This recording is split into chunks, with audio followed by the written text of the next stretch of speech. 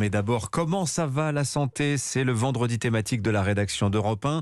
Notre système de soins a bien des travers, mais est-ce que ça marche mieux ailleurs? Je vous propose d'aller voir comment ça se passe ce matin aux États-Unis. C'est le premier marché mondial de la planète, le premier marché médical. Et de loin. Bonjour Alexis Guilleux. Bonjour. Vous êtes le correspondant d'Europe 1 aux États-Unis. Le système de santé américain est assez complexe. En tout cas, sa base, c'est très différent de ce qui se passe en France. Sa base, c'est l'assurance privée. Oui, il n'y a pas de couverture santé universelle aux États-Unis. Chacun s'assure selon ses moyens et ses besoins.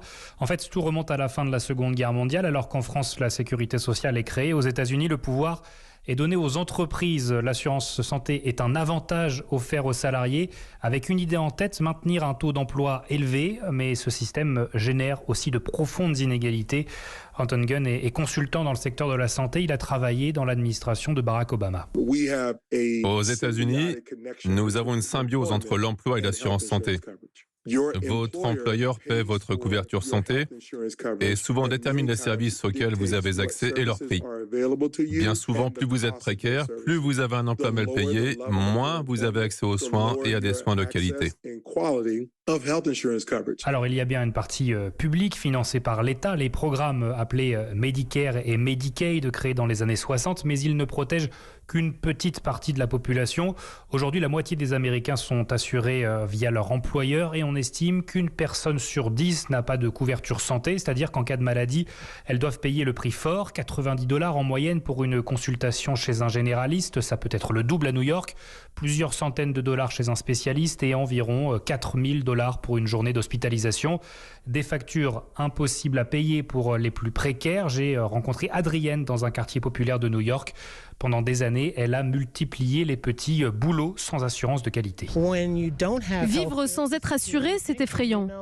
Parce que vous savez que lorsque vous allez aux urgences, vous n'obtiendrez pas les soins dont ils parlent. Parce que vous n'êtes pas assuré correctement. Je connais beaucoup de personnes qui, parce qu'ils n'ont pas de revenus, ne se font pas suivre par un médecin. Parce qu'ils ne savent pas comment ils vont payer. Ils disent « j'ai cette douleur, j'ai cette chose, mais je n'ai pas d'assurance et je ne veux pas qu'ils me facturent ». Ils ont peur de s'endetter.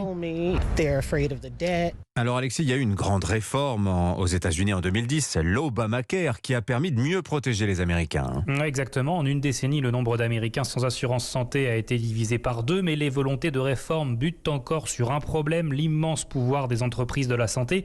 En fait, il y a des négociations permanentes entre employeurs, assureurs et hôpitaux pour savoir qui paye quoi. Mais Anton Gunn souligne que les politiques ont finalement très peu de poids dans ce système basé avant tout sur le marché. Le gouvernement fédéral ne négocie pas avec les compagnies pharmaceutiques sur ce qu'elles peuvent facturer aux citoyens américains. La santé est un business aux États-Unis. Ces entreprises doivent trouver un moyen de faire du profit.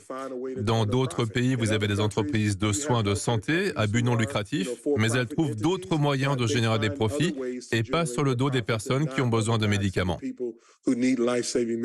Et c'est particulièrement vrai pour les Américains qui souffrent de maladies chroniques. L'insuline, par exemple, est 10 fois plus chère aux États-Unis qu'en France.